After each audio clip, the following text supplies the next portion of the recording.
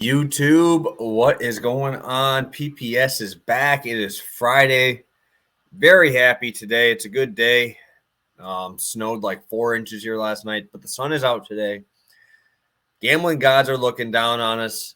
Not a huge NCAA slate today, but a couple spots I like to exploit. We're going back to our recap of yesterday, and we swept the board, man. We swept the board. Weber State destroys the line. Delaware has the second half from the gambling gods and drops us I think they almost dropped 60 points in the second half. That Charleston defense is just cheese, man. Delaware wasn't making their shots in the first half. Only 32 first half points. And like I said, 60-point second half. Really helps us out come through for that. It was unbelievable. I ended up dropping Western Illinois team total on Twitter, ended up cashing that one. So we went 3-0 on free plays yesterday. And I'm very excited for today. VIP ended up going up about 5.5 units yesterday as well. So all around, just a great day. And we're coming into this weekend feeling great. Great UFC card this weekend. College basketball is in full swing, getting close to conference tournament time. And yeah, I mean, what else could you ask for? This is the best time. Probably right now into like that end of the NFL season, where everything is kind of matching up here.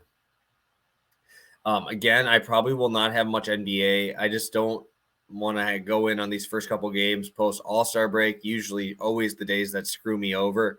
So just going to learn from that and stay away. I know it's tough. It takes a lot of willpower, but I think we found enough spots today. I'm also betting on some Bellator as well this afternoon, which will be fun. But yeah, so we ended up cashing in both. That's 3.5 units in there as well. And we're going into today into a fun game environment, going into my Big Ten here. But please, before we get into it, if you guys could just drop a like for us. Got a little bit over 30 likes yesterday, trying to get to 50. I would have dropped a few extra free plays yesterday, and we're trying to do that just because we're just trying to push engagement on YouTube here. And yeah, I'm very excited for tonight's slate. But let's just get right into it. Going to one of my cash cow plays. I'm not going to call it a cash cow because I don't think Iowa is really truly a cash cow, but this play is a cash cow. I've bet this play in probably about 75% of Iowa games, and I actually cashed on it the last time I played it against the same team. We played Nebraska here. We're going into Nebraska. It's a tough environment to play in, but, I mean, it's not a tough team to play. They played each other in Iowa, I believe, a week and a half ago. Final score was 98-75.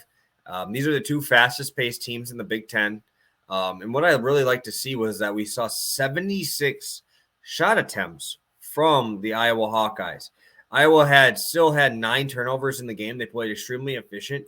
So that means if we're counting all that, that's close to 80 possessions. That is one of the top paces you're going to see. Like I said last night, Charleston was the number 1 pace team, or St. John's, and that's at 73.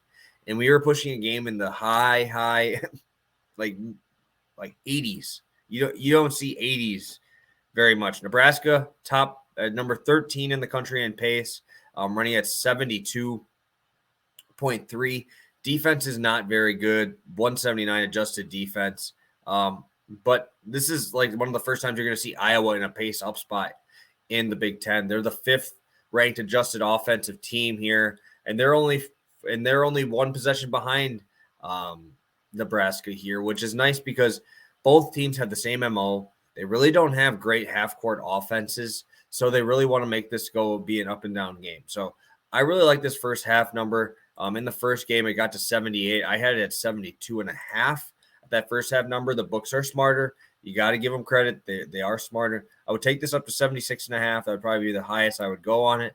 But let's go into a little bit more numbers here for this matchup, because Iowa is playing at another level right now. Iowa's offense is scoring at will on pretty much everybody. They just dropped almost 90 on Michigan State. They put up a nice fight against Ohio State, 75-62. They won that one. They dropped 80 against Michigan and lost there. So Iowa is playing very good on the offensive side. 98 against Nebraska, 110 versus Maryland. So the scoring is never the issue. It's the defense. And Nebraska, like I said, is not great. I'm not going to try to be out here and hype them up here, but they do score. They have Bryce McGowan, who I think is an NBA caliber talent, 17 a game. And he's really the focal point of this offense, right? In that first matchup, Iowa only shot 10 for 28. They're usually higher than 35% from three. Nebraska only shot 28%, which they're not a good three-point shooting team. They're like 31%, which is not good, but still would expect to go see another one or two fall down in there. Nebraska averages 79 points allowed per game. That is fifth worst in the country. Iowa, 84 points per game, number 5 in the country. So that should be a side here. And we'll talk about that in a second. But I really do like the ability for the Iowa offensive side to rebound the ball. Nebraska's second worst in defensive rebounding. Iowa, 65th in the country in offensive rebounding. I think that's going to be a huge focal point here of this Iowa offense. And I just don't think there's really a way I can see multiple stops in a row unless it's from the three-point land. Nebraska's defense just isn't good. They don't have the size. They don't have they have the athleticism. I just don't think Hoiberg's type of playing style is really going to work here for Nebraska. They're great offense, but they just don't get back in transition. If you don't get back in transition against Iowa, you are screwed. You are going to give up basket after basket, layup after layup here. And I really don't see there's a way that they're going to change the way they play in this game. Again, I'm going to go right into my second play here. That is going to be my first play. I'm going to actually be rolling in the same game, rolling with Iowa's team total here. Again, pretty much everything I said here, there's no way Nebraska can string together stops without it being just 3-point settling shots. If Keegan Murray wants to score, Keegan Murray is going to score. There is no one on this team who can stop him. 37 points in that first matchup, and there was really no resistance. Obviously, I had money on that first matchup. So I did watch all of that game. And Keegan Murray just really did whatever they wanted. So one thing I do think that is nice, though, is Nebraska will keep this one closer at home, I believe. They won by 25 in the first one. Iowa did. I think this game stays in like that 15-point range.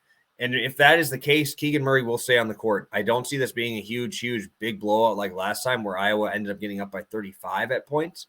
I think at home, this is Nebraska's last home game. I think they give you a little bit of a fight. I think they would keep it close. Iowa is a great free throw shooting team, or at least the top guys on their team are. And really, McCaffrey has come into his own. I wasn't a huge fan of him at the beginning of the year, but he's starting to come into his own. He's starting to actually be – I don't want to say a leader, but he's just a very calming presence, shoots the ball well, good free throw shooter. In these last couple games, he's definitely picked up his game. And I really didn't expect that. When you have a guy like Murray who's just that good, you don't really need to have that as much. But these last couple games, definitely been seeing McCaffrey come into his own. Even though some of these games are 25-point games. So a couple more stats here for Iowa. We're going to go a little bit more into trends because I know you guys love those. 8-1 to the over in Nebraska's last 9 games versus a team with a winning record. 6-1 to the over in their last 7 home games. 5-1 in the last 6 games versus a team with a winning percentage over 60%. Literally all it is just fire here, 5-1 to the over in the last 6 Hawkeyes games against a team with a losing record. Like there's numbers that you can go on forever here.